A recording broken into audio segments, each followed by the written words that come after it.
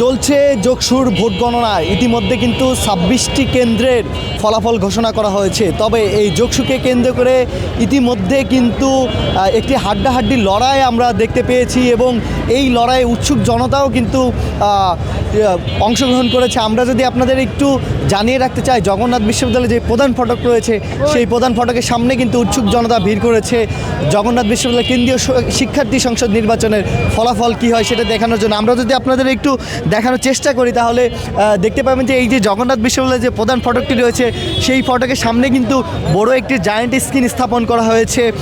সেই স্ক্রিনে কিন্তু ভোট গণনা সরাসরি সম্প্রচার করা হচ্ছে এবং সেই ভোট গণনার ফলাফল দেখার জন্য কিন্তু প্রধান ফটকের সামনে উৎসুক জনতা ভিড় করেছে। আমরা জগন্নাথ বিশ্ববিদ্যালয়ের প্রধান ফটক ছাড়াও এই পাশে যে ভিক্টোরিয়া পার্ক রয়েছে সেই পার্কের আশেপাশেও কিন্তু উৎসুক জনতাকে আমরা দেখতে পাচ্ছি।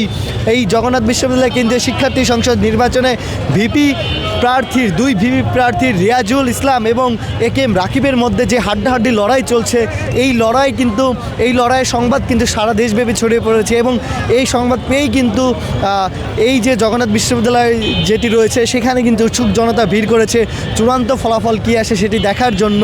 আমরা আপনাদের জগন্নাথ বিশ্ববিদ্যালয়ের সামনে থেকে দেখানোর চেষ্টা করছি যে আসলে এখানে হাজার হাজার লোক কিন্তু ভিড় করেছে। যে টানা তৃতীয়বার অর্জন করেছে দেশের সেরা সুপার ব্র্যান্ড স্বীকৃতি বসুন্ধরা টিস্যু।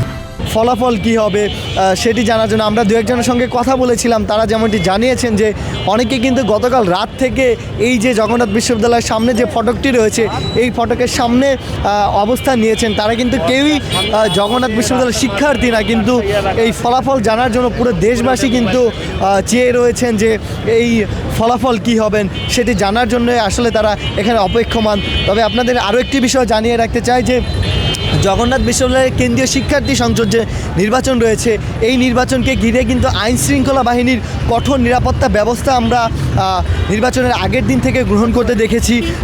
পুলিশের বম ডিসপোজাল ইউনিট, ডগ স্কোয়াডের পাশাপাশি এখানে কিন্তু নির্বাচনের দিন পুলিশ কমিশনারও এসেছিলেন, তিনি এসে সার্বিক পরিস্থিতি কিন্তু দেখে গেছেন। আমরা এখানে বিজিবির উপস্থিতি দেখতে পেয়েছি, আমরা র্যাব সদস্যদের উপস্থিতি দেখতে পেয়েছি। এই যে উৎসুক জনতারা ভিড় করেছেন ফলাফলের মধ্যে বা ফলাফল ঘোষণা করার পরে যেন কোনো ধরনের অপ্রীতিকর অবস্থা সৃষ্টি না হয় সেই জন্য কিন্তু আইনশৃঙ্খলা বাহিনীর কঠোর একটি অবস্থান আমরা এই জগন্নাথ বিশ্ববিদ্যালয়কে ঘিরে দেখতে পেয়েছি। আমরা এখানে বিভিন্ন রাজনৈতিক দলের নেতাকর্মীদেরও কিন্তু দেখতে পেয়েছি, তারাও কিন্তু এসেছেন। আমরা ছাত্রদলের কেন্দ্রীয় সভাপতি সহ তাদেরও কিন্তু দেখতে পেয়েছি, তারা এখানে এসেছেন। যত কেন্দ্রীয় নেতৃবৃন্দ রয়েছেন তারাও এসেছেন।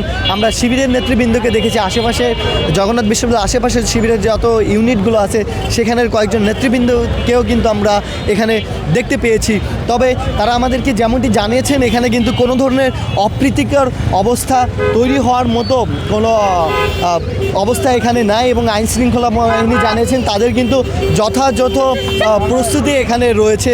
দর্শক, এই ছিল আমার কাছে সর্বশেষ জগন্নাথ বিশ্ববিদ্যালয় থেকে কেন্দ্রীয় শিক্ষার্থী সংসদ যে নির্বাচন রয়েছে সেই নির্বাচনের ফলাফল।